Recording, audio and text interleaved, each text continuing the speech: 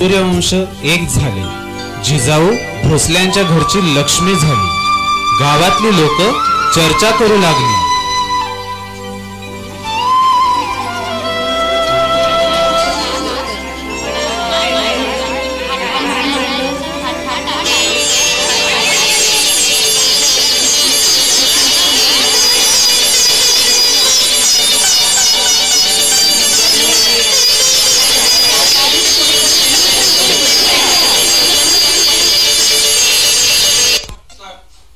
लखुजी राजानं लगन तर भलं थाटाचं केलं. कुबेराले सोबेसा बकळ हुंडाई दिला. पराठीच्या वराडी मुलखातला सासरा तो. लेक पुण्याची भोसली राजाला दिली. मग असा थाटतो त्याने करावंच लागतो.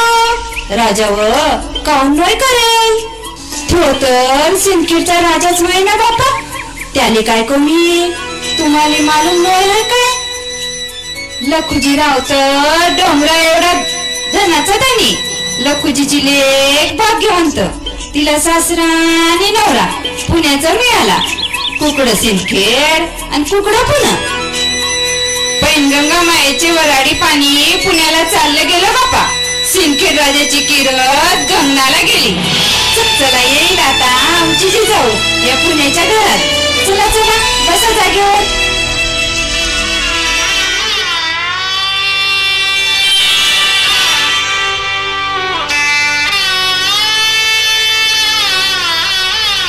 मंगलवाद्यांच्या दणदणाटात शहाजी राजांच्या शेल्याशी गाठ मारून जोडवी तोडे आणि पैंजनाच्या मंजूळ निनादात हंसगतीने पावली टाकीत जिजाऊने भोसल्यांच्या आपल्या हक्काच्या घरात प्रवेश केला.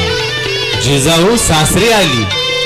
नवरा नवरी गृहप्रवेशाच्या वेळी राजलक्ष्मी यांची जिजाऊ त्यावेळी कुतूहलाने शहाजीराजे पाहणाऱ्या पुरुष त्यांचे सौंदर्य निरांजनाने ओवाळले.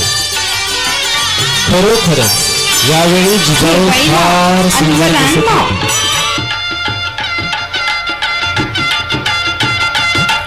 रुक्मिणीने पण केला कृष्णालाच वरील. रुक्मिणीने पण केला कृष्णालाच वरील.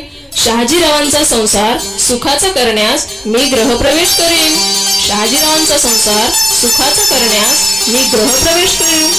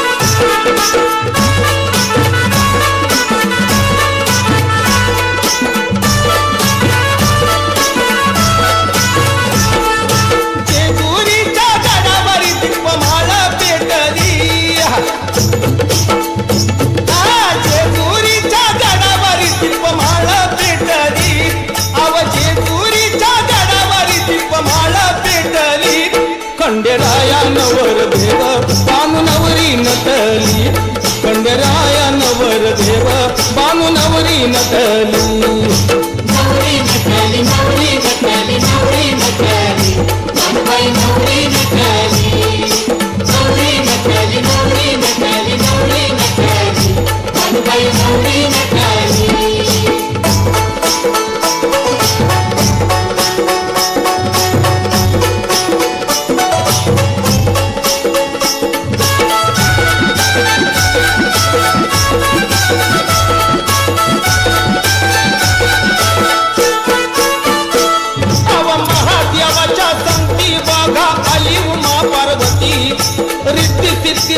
सिद्धीना घेऊन आले हो गणपती.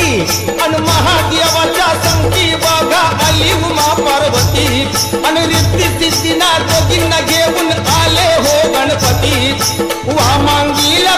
घेऊन बैसले रमापती वामांगी लक्ष्मी घेऊन बैसले रमापती साऱ्या जणांना देवगणांना साखर वाटली साऱ्या जणांना देवगणांना साखर वाटली खंडेराया नवर देव बानू नवरी नटली खंडेराया नवर देव बानू नवरी नटली नवरी नटली नवरी नटली नवरी नटली मनबाई नवरी नटली नवरी नटली नवरी नटली नवरी नटली मनबाई नवरी नटली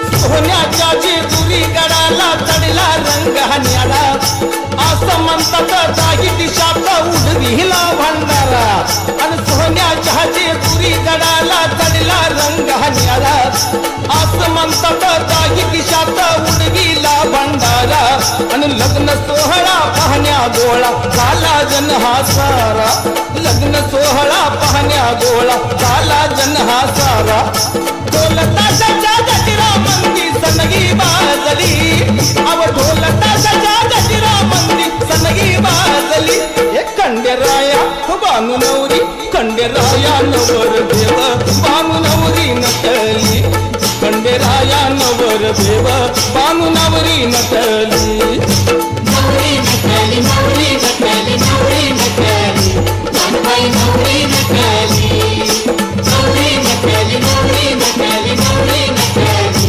मनबाई नवरी नटली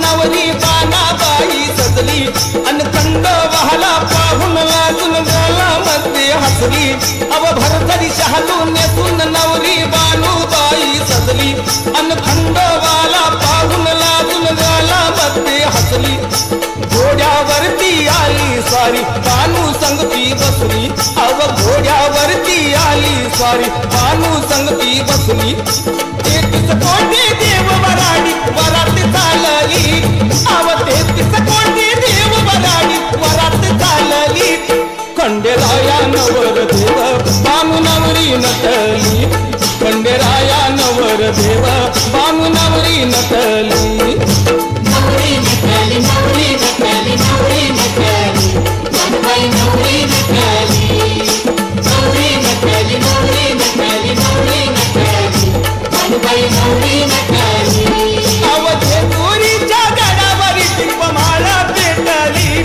अव जेजुरीच्या गडावरी दीपमाळा पेटली हे खंडेराया बानू नवरी खंडेराया नवर देव बानू नवरी नटली खंडेराया नवर देव बानू नवरी नटली नवरी नटली नवरी नटली नवरी नटली मनबाई नवरी नटली नवरी नटली नवरी नटली नवरी नटली मनबाई नवरी नटली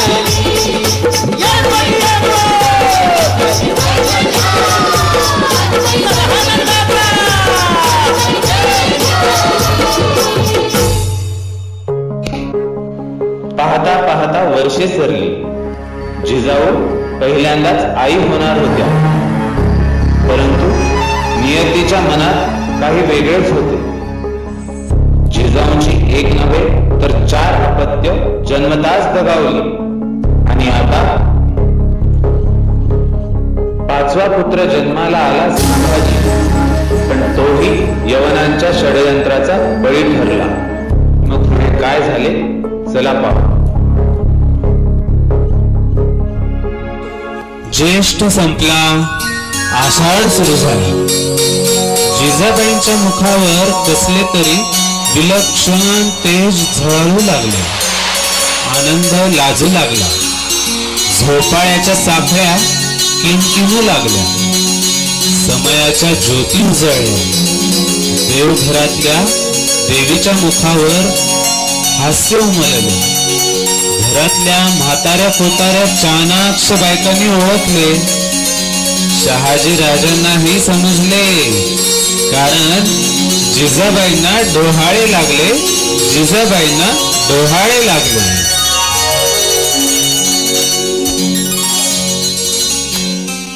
जिजाबाईंच्या वाड्यात आनंदी वातावरण पसरलेले होते. जिजाईचा आनंदी हिंदोळा वरवर चढतच होता. श्रावणाची पौर्णिमा उगवली आणि आनंदाच्या हिंदोळ्याची दोरी तटकन तुटली. भयंकर घात झाला आणि वीज कोसळावी तशी एक भयंकर बातमी दौलताबादच्या किल्ल्यावरून उडाली आणि जिजाऊंच्या वाड्यावर येऊन कोसळली. एकच आकांत उडाला. जिजाबाई दुःखात बुडाल्या, कारण उद्ध्वस्त झालं होतं ते जिजाऊंचं माहेर.